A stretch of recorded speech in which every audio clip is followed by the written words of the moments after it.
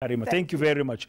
ANC conference in KwaZulu-Natal yet again blocked. Gwede Mantashe tried to speak some sense. Nothing happened. Sihle Zigalala, who's now known as a provincial coordinator in KwaZulu-Natal because he doesn't have any official title in any structure. There's no structure to speak of in terms of ANC. There's apologized, and now there's threats of disciplinary action. What is going on with the ANC in KwaZulu-Natal, Karima? Well, it's very clear, Dan, there's a leadership vacuum. We all know that. More importantly, the fact that the conference didn't happen is not a surprise. In the lead up, as you and I have discussed so many times, the conferences, particularly at the regional and branch level, people were contesting the way in which it happened, the gatekeeping. So there was very little surprise that that conference ended up in the way that it did. What we need to look at is the role of former President Jacob Zuma in the way in which that conference actually ended up. Before we do that, just from a process perspective, right. We are hearing statements now from the ANC saying it must happen by the end of July. Why? Yes. Look, I think what the ANC is concerned about is the 2019 elections, because we need a leadership that can run the campaign. This is a huge province for the ANC, large rural areas at stake. And it has some of its biggest branches. But more importantly, that is the only part of the country where the ANC was growing. So if the ANC is divided here, the potential for damage in the elections is massive, because of the fact that this is supposed to be the province that is the big equalizer for the African National Congress that's in fact been contracting in other provinces. Okay, Jacob Zuma, is he a factor in this? He's a huge factor. He, of course, is at the heart of some of the people that tried to interdict the conference at the last moment. But more importantly, my understanding is that his faction were the ones that said there's not going to be any unity, because there was an attempt to make Sihle Zigalala the unity candidate of both the factions, which is, the people supporting Cyril Ramaphosa, and then also, for lack of a better word, Nkosazana Dlamini Zuma. But actually, it is former President Jacob Zuma.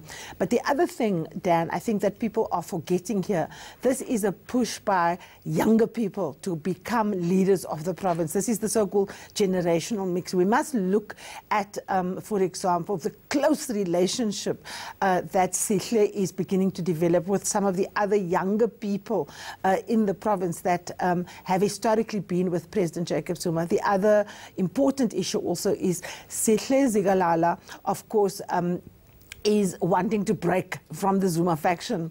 And President Jacob Zuma is very nervous about that. The other thing that is, of course, important, remember when President Zuma's trial was postponed on Friday, he again said, I'm going to name names. Now, you know that's been a threat of his for a long time.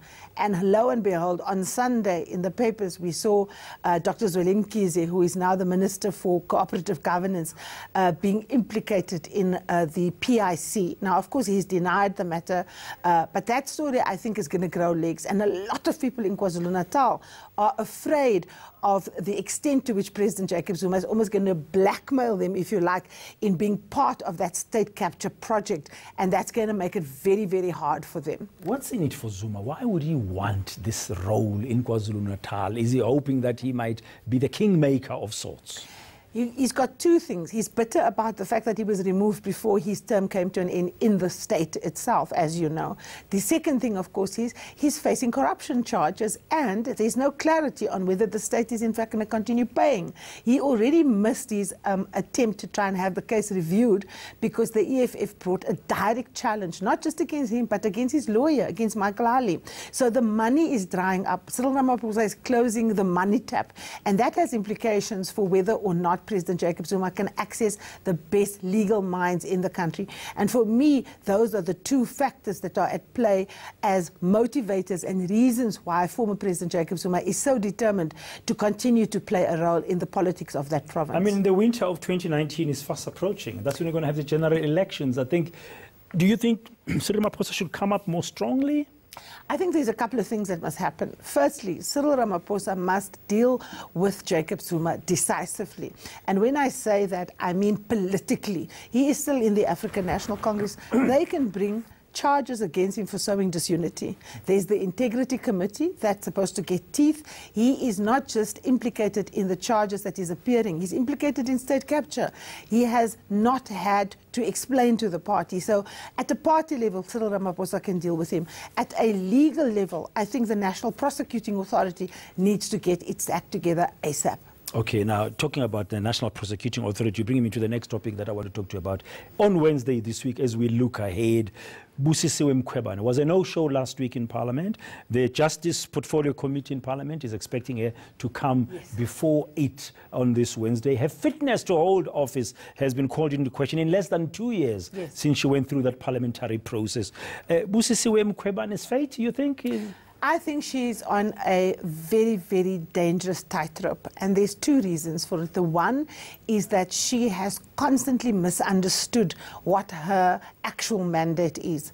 And more importantly, she hasn't been able to shake the allegations that because she worked for state security once, that she is no longer working in that, in the interest of people who used to run that place. Now, of course, President Jacob Zuma, during his tenure in office, he is a former intelligence chief. Many people believe that she took instructions from that department. We know now, of course, that she met with state security without telling, the parliament. But more importantly, she misrepresented the report on the Estina dairy farm. She didn't, in fact, include people like Esma Khashule.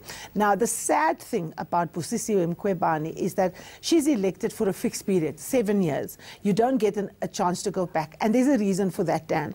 It's so that you can do your job without fear or favor, so that you don't have to, curry favor with anyone to try and get your job back, which is why you serve one term and you're supposed to have only one mandate, which is to carry out the responsibilities of the Constitution as it is empowering you in terms of your job. She hasn't done that. She lost cases, for example, and she conceded, for example, in the ABSA matter. She tried to change monetary policy, which was not in her remit. She is dangerously close to bringing her office into disrepute. And as Matole Motshekga said, due process must take its course, but not appearing in front of MPs at the very last minute with no reason is not the way to go about securing your job. I'm reminded about another name, Dudumian, in the past, but hopefully we don't get there where she doesn't appear. But how critical is it that Parliament is seen to be acting in this regard? They did the interview process. Yes. She went through that hectic schedule that lasted to the middle of night or the next morning, and she was selected. And they've been really, the Parliament has been showing that it's got teeth as it's holding executive to account. In this case, they're going to have to be seen to be doing something. Absolutely, and we must remember, because this is a Chapter 9 institution head, you need a 2/3 majority to be able to remove this person before the tenure comes to an end. Now, of course, as I said, there are parties that are pushing very hard.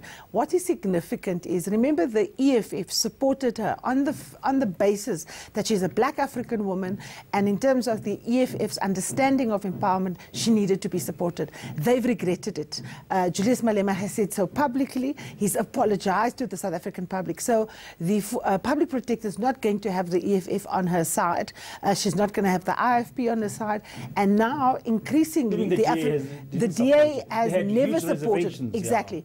But more importantly now, the African National Congress, who commands the numbers, are running out of patience with her. So, like I said, she's on a slippery slope, and it's going to be very interesting to see whether she actually continues until her term comes to an end. What's going to happen now when she pitches up, hopefully, on Wednesday in Parliament. Karima, as usual, thank you very much for your insights this morning. Political analyst Karima Brown taking a look ahead at some of the big political issues facing our country.